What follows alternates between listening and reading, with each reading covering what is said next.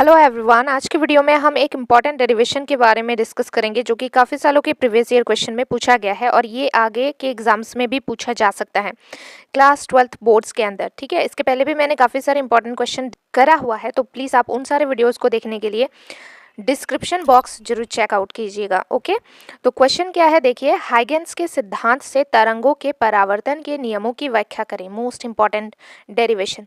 तो सबसे पहले तो हम डायग्राम समझ लेते हैं, ठीक है, क्योंकि डायग्राम बनाना बहुत ही इम्पॉर्टेंट है।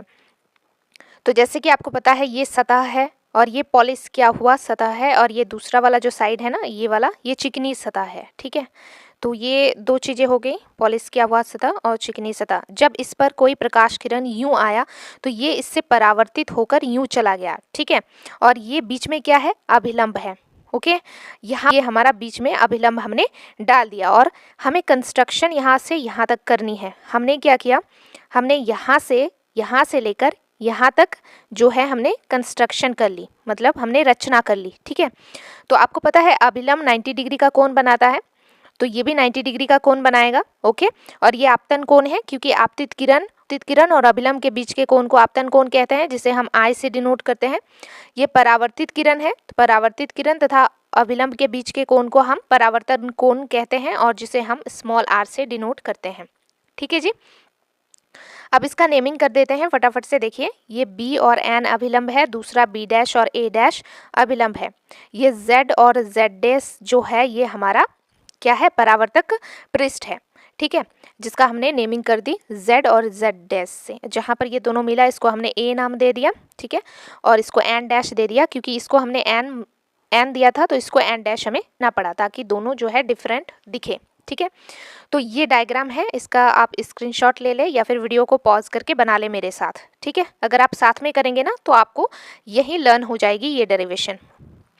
अब वही जो चीज़ें हमने यहाँ पर की है ना, वही चीज़ हमने लिखा है। देखो क्या किया है, हमने क्या लिखा है, माना एक समतल तरंगाग्र ए बी। ठीक है, तो तरंगाग्र देखो ए बी कहाँ है, ध्यान से देखो, तरंगाग्र ए बी कहाँ है, देखो ये रहा ए और ये रहा बी, किसी अपारदर्शी तल z और z डैश। तो ये z और z डैश क्या है, अपारदर्शी तल पर आपतन कोण I, आपको मैंने अभी बताया कि आपतन कोण को हम I से डिनोट करते हैं, I पर आपतित हो रहा है। तरंगाग्र AB पर स्थित समस्त कण नए तरंग जिससे द्वितीयक तरंगिकाओं का उत्सर्जन होता है।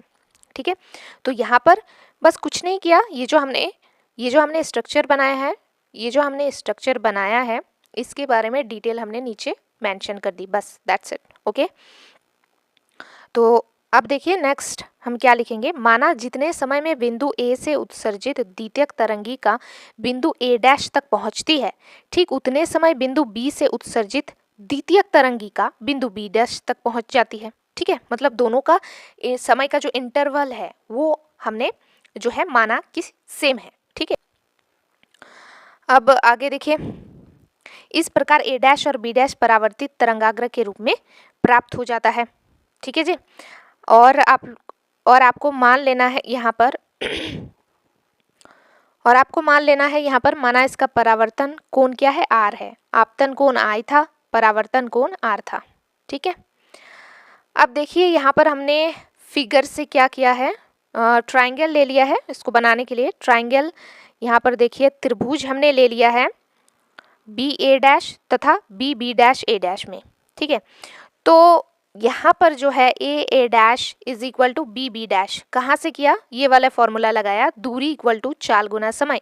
ये सब आप फिगर में देखिए, फिगर में ढूंढिए बी ए डैश, यहाँ पर देखिए बी ए और ए डैश, मतलब कौन से त्रिभुज में हम लोग देख रहे हैं, बी ए और ए डैश में, मतलब ये वाला त्रिभुज, और एक मैं आपको बताती हूँ, एक ये वाला त्रिभुज।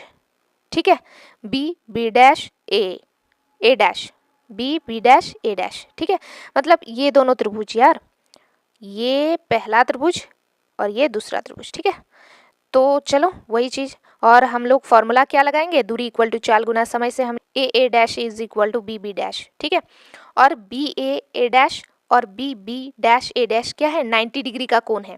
देखो बीच में जो होता है ना उसका ही एंगल देखा जाता है, इसमें बीच में क्या है, ए है और बी डैश, चलो चेक करते हैं ए और बी डैश क्या 90 डिग्री है। ए और बी डैश क्या 90 डिग्री है, चलो चेक करते हैं। ये ए ना यहाँ पर होगा, ठीक है, तो इसको जरा ठीक कर लेना। तो देखो ए भी 90 डिग्री है और बी डैश भी 90 डिग्री है, तो सही हमने लिखा है यहाँ पर, ठीक है। और जो ये है B A dash is equal to b A dash, ये उभयनिष्ठ भुजा है, यानी दोनों में एक ही है।